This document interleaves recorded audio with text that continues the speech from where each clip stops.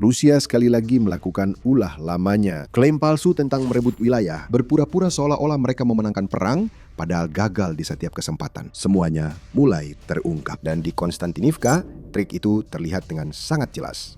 Rusia mengklaim telah merebut kota penting di wilayah Donetsk. Mungkin mereka benar-benar percaya telah melakukannya, tapi tidak ada hal seperti itu yang terjadi. Rusia terpaksa mundur dalam salah satu penarikan paling memalukan perang ini setelah Ukraina memasang jebakan cerdas yang menghancurkan penyusup satu demi satu. Kelompok yang hanya terdiri dari 3 tentara saja masuk. Tidak ada satupun yang keluar. Semua itu berkat kecerdasan Ukraina. Kita mulai dengan klaim palsu Rusia. Pada tanggal 3 Juli, Kementerian Pertahanan Rusia membuat klaim besar bahwa pasukannya telah merebut kota Konstantinivka. Jika benar, ini pencapaian besar bagi Rusia, bagian sabuk benteng Donetsk yang harus dihancurkan Rusia. Jika mereka ingin mengklaim Donbas, kota ini akan jadi basis serangan ke permukiman yang lebih besar dan lebih berbenteng di masa depan, seperti Kramatorsk dan Sloviansk.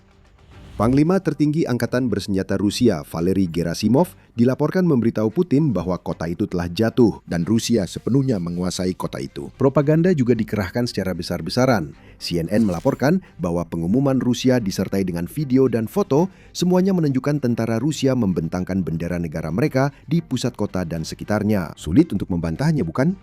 Namun seperti yang sering terjadi, Rusia tidak sepenuhnya mengatakan yang sebenarnya. Mungkin mereka pikir memang seperti itu. Struktur komando militer Rusia sangat kacau, hingga hanya kabar baik yang boleh disampaikan ke Putin, meski berita itu tak sesuai kenyataan. Putin mungkin sedang duduk di salah satu bunker miliknya dan berpikir bahwa Konstantinivka memang sudah dikuasai Rusia. Namun kenyataannya, para penyusup Rusia yang keluar untuk merekam video dengan bendera, lalu bersembunyi lagi, tidak mengetahui hal ini adalah Ukraina mengawasi semua. Setelah Rusia melontarkan klaim besarnya, Ukraina segera membantahnya. Dan seiring berjalannya bulan Juli, kita telah melihat alasannya. Rusia tidak berhasil merebut apapun. Prajurit-prajuritnya dipancing ke dalam perangkap mematikan. Tanda pertama, perangkap itu tertutup rapat berasal dari Resimen Serbu ke-425 Ukraina, dikenal sebagai Skeliat. Resimen ini menyampaikan pesan tegas dan brutal di Telegram pada 18 Juli. Disertai video singkat pendukung klaimnya, Skeliat hanya berkata, para pejuang Resimen Skeliat melakukan penyisiran di Konstantinivka dan mengibarkan bendera Ukraina. Kota itu dikendalikan Angkatan Bersenjata Ukraina. Sederhana, langsung ke intinya. Hanya sedikit petunjuk tentang apa yang terjadi pada tentara Rusia yang mengaku merebut kota kunci Donetsk ini.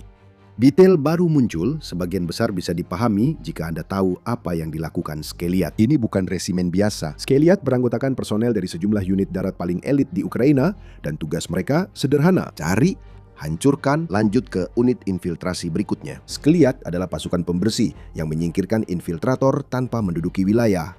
Setelahnya, infanteri Ukraina masuk dan menduduki area yang telah dibersihkan Skeliat sehingga wilayah tersebut terbebas. Sebagai pasukan elit, tidak semua prajurit di resimen Skeliat adalah pasukan khusus. Bahkan, sebagian besar bukan. Skeliat terdiri dari campuran pasukan penyerang yang berpengalaman tempur dan terlatih, serta infanteri yang berbakat.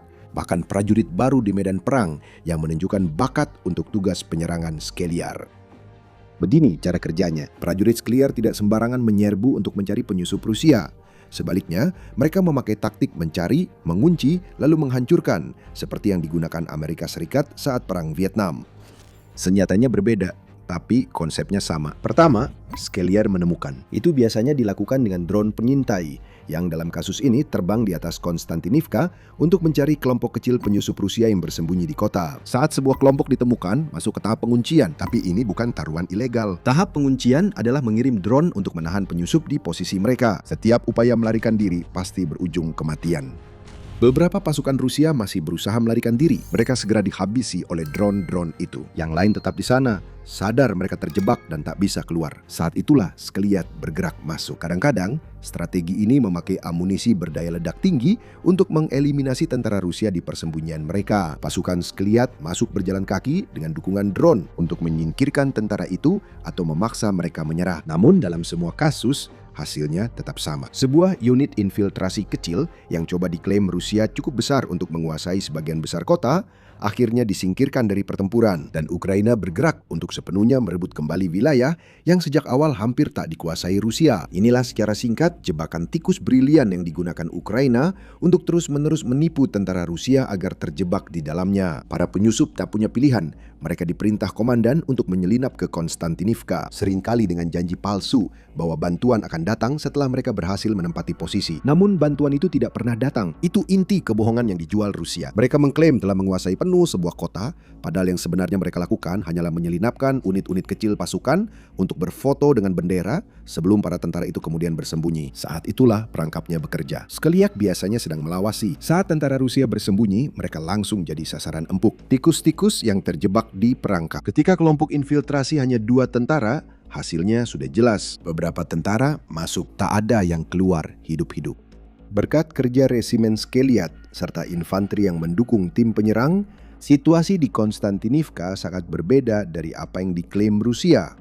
Kota itu belum direbut. Kota itu memang belum pernah direbut, namun kini kota itu semakin jauh dari kemungkinan dikuasai Rusia dibanding beberapa bulan lalu. Pada 20 Juli, setelah kampanye yang berlangsung sekitar 2 minggu, mantan Panglima Tertinggi Angkatan Bersenjata Ukraina Oleksandr Syrskyi mengungkapkan bahwa hanya tersisa 145 tentara Rusia di Konstantinivka.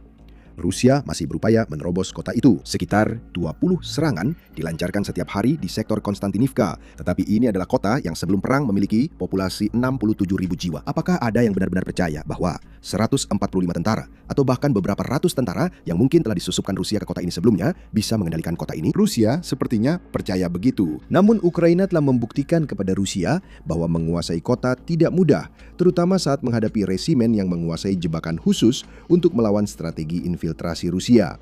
Yang sebenarnya terjadi di Konstantinivka adalah Rusia berhasil memasukkan beberapa penyusup ke dalam kota dan para penyusup itu telah dilumpuhkan. Pada saat ini, beberapa dari kalian mungkin merasa kewalahan oleh deja vu yang aneh, seolah-olah kalian pernah mendengar cerita ini. Kalian memang pernah, tapi bukan di Konstantinivka. Rusia mencoba melakukan trik yang hampir persis sama dan tentaranya terjebak dalam perangkap yang sama menjelang akhir tahun 2025.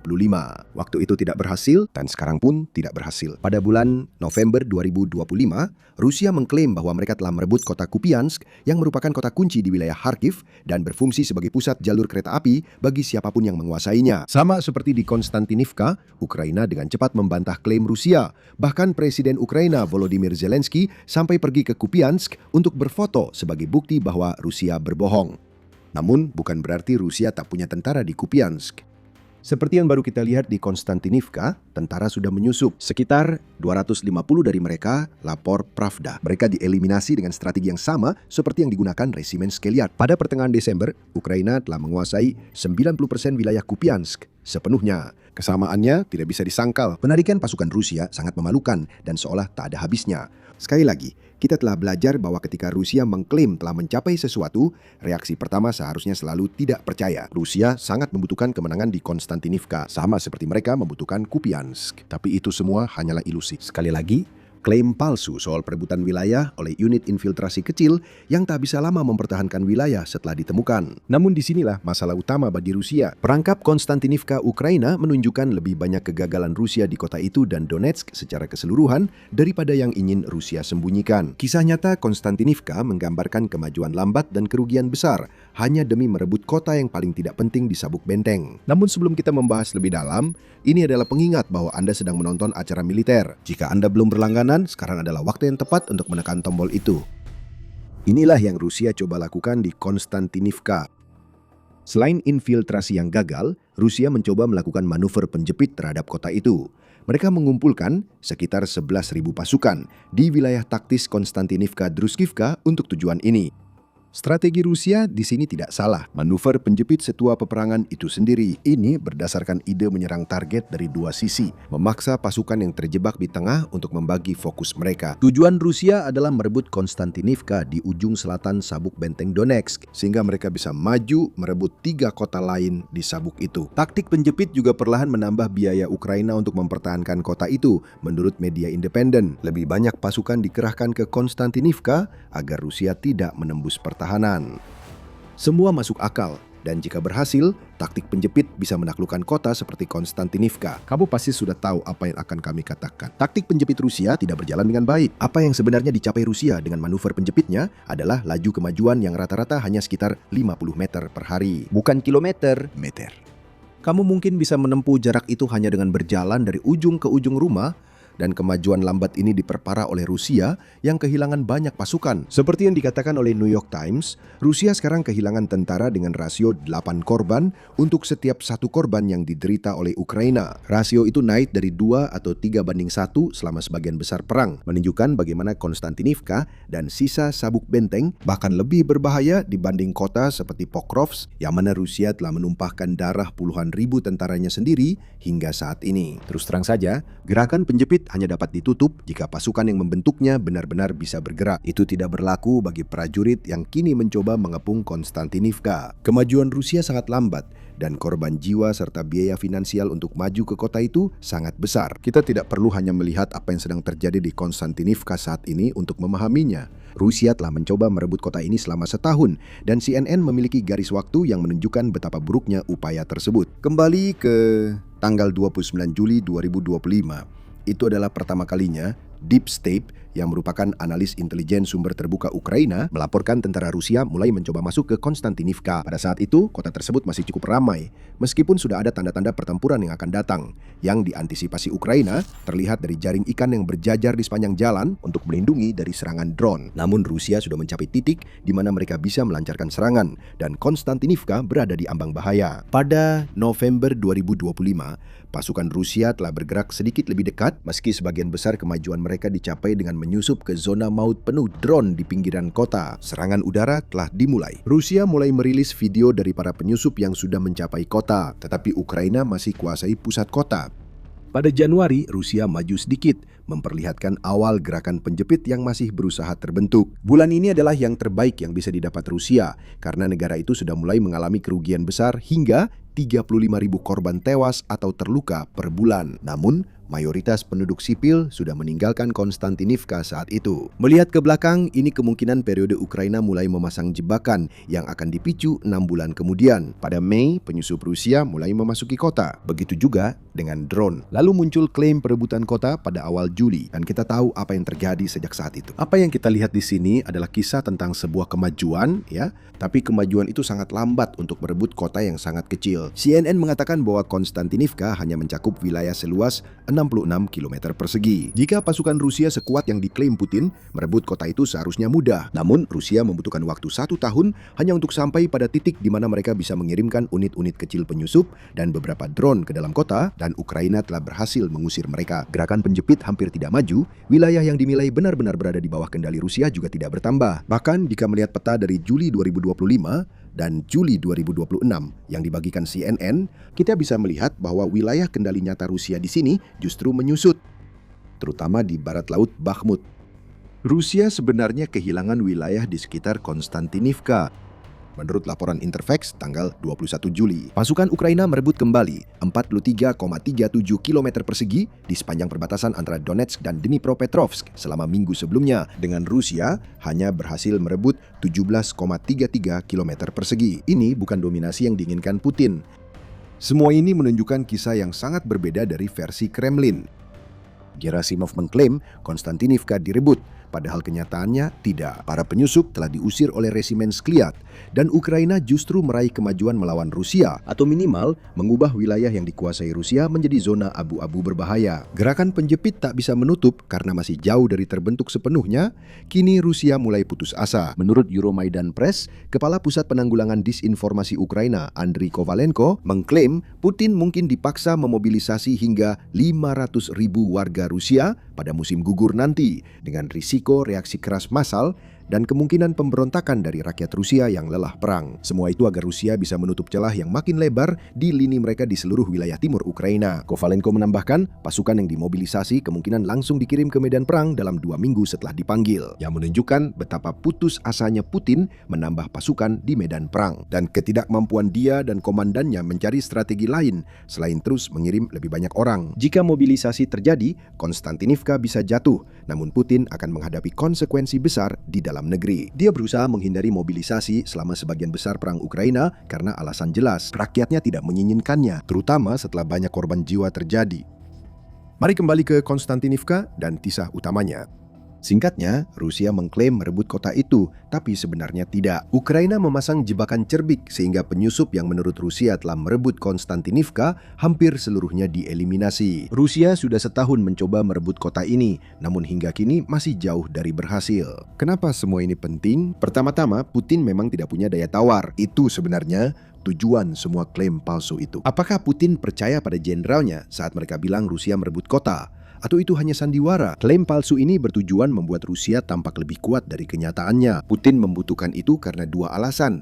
Pertama, dia harus membuktikan kepada rakyatnya bahwa Rusia tetap kekuatan militer seperti yang diklaim. Cara terbaik melakukannya adalah menyebarkan klaim Rusia merebut kota Ukraina. Putin juga mempertimbangkan peluang pembicaraan damai. Dia tak ingin ikut pembicaraan itu. Tapi jika iya, dia akan melakukannya saat laporan Rusia merebut wilayah jadi berita utama. Meski klaim itu terbukti salah beberapa hari setelahnya. Putin sadar waktunya untuk terus mengulur-ulur negosiasi perdamaian kian habis. Dan dia butuh kemenangan apapun yang bisa dia gunakan untuk mendukung klaimnya bahwa Ukraina harus menyerahkan Donbas kepada Rusia agar perdamaian terwujud. Kemenangan itu tak akan datang dalam waktu dekat. Konstantinivka direncanakan jadi kemenangan besar Rusia yang juga sangat penting secara strategis, yang akan menjadi kemajuan pertama yang benar-benar berarti yang berhasil diraih Rusia dalam beberapa bulan terakhir. Serangan musim semi dan panas seharusnya sudah lebih maju pada saat ini. Ketika Rusia merencanakannya, niatnya agar serangan itu menghancurkan semua sabuk benteng. Namun belum ada pencapaian operasional signifikan dari serangan itu sejauh ini menurut Institute for the Study of War ISW pada 1 Juli. Rusia melontarkan klaim soal Konstantinivka 2 hari kemudian. Hampir seolah-olah itu adalah sebuah respons. Dan kita melihat bagaimana hasil akhirnya. Sekarang, laju kemajuan Rusia di Donetsk begitu lambat, sehingga ISW bahkan tidak yakin untuk memprediksi kapan wilayah itu mungkin jatuh di bawah kendali Rusia. Ini bisa memakan waktu bertahun-tahun, apalagi saat Rusia mengalami banyak kesulitan dengan kota sabuk benteng terlemah. Serangan balasan Ukraina membuat Rusia kehilangan wilayah yang dulu mereka kuasai. Sedangkan untuk Konstantinivka, pertempuran untuk kota itu masih berlanjut. Saat ini, kecil kemungkinan Rusia dapat menguasai kota itu sepenuhnya pada akhir 2026. Rusia tetap harus berbohong tentang penguasaan itu meski pasukannya dipaksa mundur secara memalukan. Saat Ukraina makin kuat, mereka menggabungkan pertahanan dengan serangan balik dan serangan drone ke area belakang pasukan Rusia di Donetsk. Sulit melihat Rusia membuat langkah besar dalam waktu dekat. Konstantinivka juga bukan satu-satunya permukiman Ukraina yang membuat Rusia benar-benar pusing. Di wilayah Zaporozhia terdapat Malatokmatska, desa kecil yang ukurannya jauh lebih kecil dari Konstantinivka. Malatokmatska telah menjadi mimpi buruk selama 1.500 hari bagi Rusia. Desa ini bahkan bisa jadi masalah lebih besar dari Konstantinivka. Anda bisa tahu alasannya dengan menonton video kami. Dan jika Anda menikmati video ini, kami masih punya banyak lagi yang akan datang. Berlangganan acara militer ini dan aktifkan notifikasi agar Anda termasuk yang pertama melihatnya. Dan terima kasih seperti biasa karena sudah menonton.